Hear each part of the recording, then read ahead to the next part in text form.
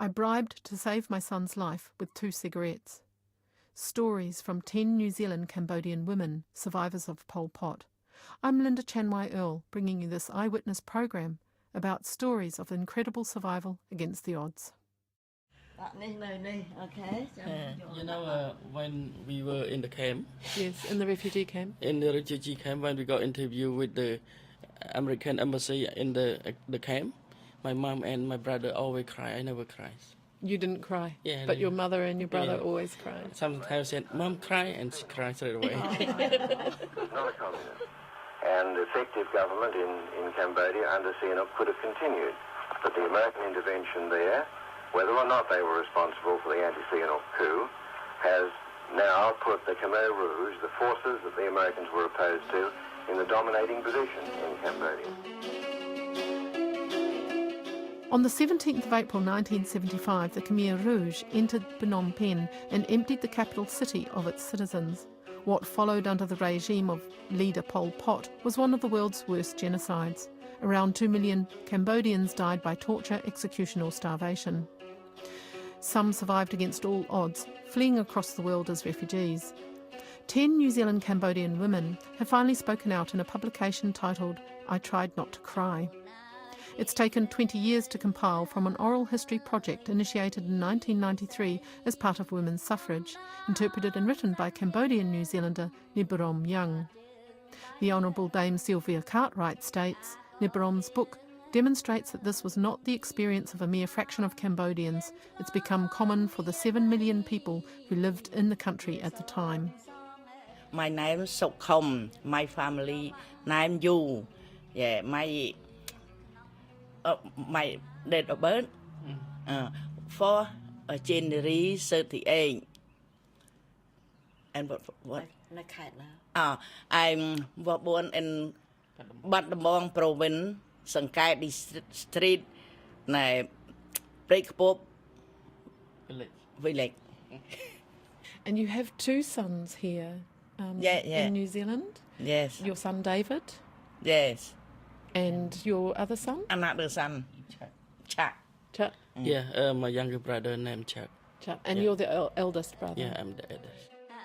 Sokkom Yu came from a Buddhist middle-class family living in Battambong province bordering Thailand in the north. In 1960 she married Yom Suong, a 22-year-old high school teacher, 1 year older than herself. Because her husband could speak English, he became an interpreter for a US agency and then eventually for the US-backed Cambodian army. He, along with all the men from Sokkom's family, were among the first to be executed by the Khmer Rouge. Children were separated from their parents and sent to work in child labour camps. Right now, Niborom Young and Sokkom's eldest son David, Cambodian named Shakriar, are helping to translate at her home in Porirua. During the Khmer Rouge in 1975, I think I still remember that on April 17, 1975, my father, he moved from Phnom Penh to Battambong. And on that day, I still remember because I was 8 years old. And I saw Khmer Rouge, they asked people, they forced people to leave the city, go to the countryside.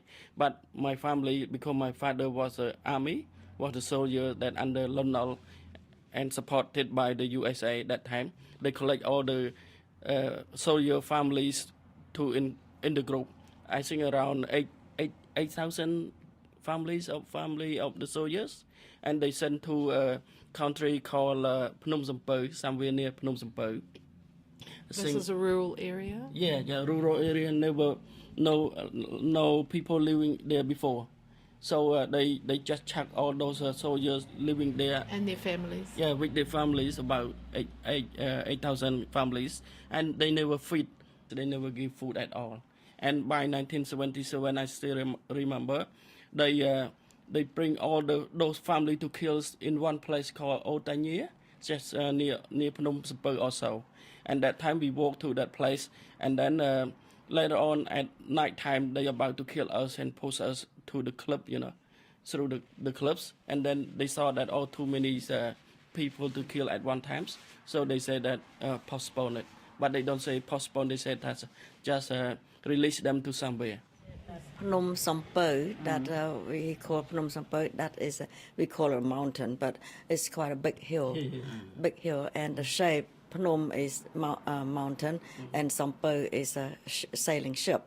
And then the shape of the mountain is like a sailing ship, and there's a temple right up there. And until now, you can still see, David mentioned cliff. That's where they push all the people into there. Until now, you can still see, you can still smell. And if you go there, but it's all dark. It's so deep. The cliff is so deep. It's like a cave in there. And that's where they push people they don't want, they don't like, or they want to kill. But to save their strength, save the bullet, save everything, you just push them in there. And now it's like a killing field in there too. So how did your mother find your brother? Did she know where he was, or did you know him? Because like Somebody saw him? Because he's quite young, they allowed to come home more often than the older one. So he was allowed to visit your mum every now and then. Yeah. Whereas the older children like yourself would be forced to stay at these labour camps for children, or these places for children. Yeah, that's right. In forced labour. Yeah, forced labour. More likely to die. Yeah. By some miracle, Sokom located her two sons, Shakriar, aged 11, and Chowan, aged 5 at the time, keeping them alive by any means, even bribing with cigarettes. They were able to flee to Khao Idong refugee camp on the Thai border. After 5 years in refugee camps, Sokom and her two children finally arrived in Auckland in 1986. Her firstborn son, Sopal Suong, was never found. This is the photo of our families. This is my mom, this is me. There's the three of you. Younger brother. And this number is very important. This number is your life. This number, KD, it means carry down. 17, I think 143. 143, that is very, very important because it is your life. It's my life. If I lost it, I cannot come to anywhere. Not only New Zealand. This is your UNHCR number? Yeah, the UNHCR number. And you have to keep this. It's very important. Yeah. I am a Cambodian woman. My name is Sichun Sangtha. I was born on 24 December 1933. 33. At Phnom Penh, capital of Cambodia. And which makes you now 82 years of age? Sichun Sangkar was well educated, a qualified primary school teacher. Her marriage to Kon Kuntia, a young doctor, was for love. Sichun and Kon had 8 children in total, aged 17 to 4. They were all at home in Phnom Penh when the Khmer Rouge invaded. Every man, woman and child were forced to walk hundreds of miles into the country to survive on nothing. Before they go out from the city, I got 8 children. In 1975, I got 8 children. I got 8 children follow with me all. I going out, my parents, my 8 children, my husband. And your parents? So the whole family had to leave? Yeah, the whole family. Before my children not stay with me, but stay near me. And your children were taken, but they stayed near in a camp for children? Yeah, and my property in here, my mom and here maybe. And your parents were sent to other places? Yeah. កូនបងទាំងអស់ងាប់ខ្ញុំអត់ឃើញទេកូនទី2ក៏អត់ឃើញទេក្រៅពីនោះងាប់នៅចិត្តខ្ញុំទាំងអស់ដោយសារអត់បាយកូនមួយដេកពីមុខម៉ែកូនឃ្លាននៅសំទឹកចុកទឹកកូនណាអាក្រោយនៅអោបពីកូនដាច់ខ្យល់នៅក្រោយខ្នងអូយខ្ញុំពិបាក So the 7 children who died, 2 I never seen. The first one, the second one, I've never seen them for the last time. But the others, they died in front of me. I was there when they died. Sichun survived over 3 years under Pol Pot, but not before she had to bury her husband and 7 of her children. She escaped with her only surviving child, youngest daughter Pon, spending 3 months in refugee camps on the Thai border before coming here in 1980. Published by Steele Roberts Aotearoa, I Tried Not to Cry, launched at Parliament on the 18th of August this year. For Niborom, this book, a 20-year dedication, is personal, having lost her own parents and younger brother to Pol Pot as well. Everybody lost something or someone. It's hard to comprehend a whole country, a whole nation of people losing somebody and something. That's what happened with Cambodia.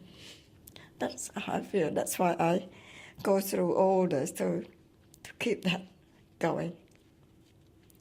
So one day, if some of them, they might not want to know now, but later on they will, and it's there for them to know what's going on.